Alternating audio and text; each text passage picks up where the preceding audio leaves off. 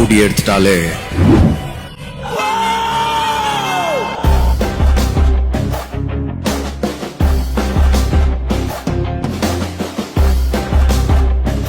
தமிழ்நாட்டில் மட்டும் 300 ஸ்டோர்ஸுங்கிற டார்கெட்டோட என்னை நம்பி இன்வெஸ்ட் பண்ற எல்லாத்துக்கும் நல்ல ரெவன்யூக்காக எல்லாத்தையும் அர்ப்பணிக்கிறேன். என்ன நோக்கத்துக்காக போறியோ அது நிறைவேறும்.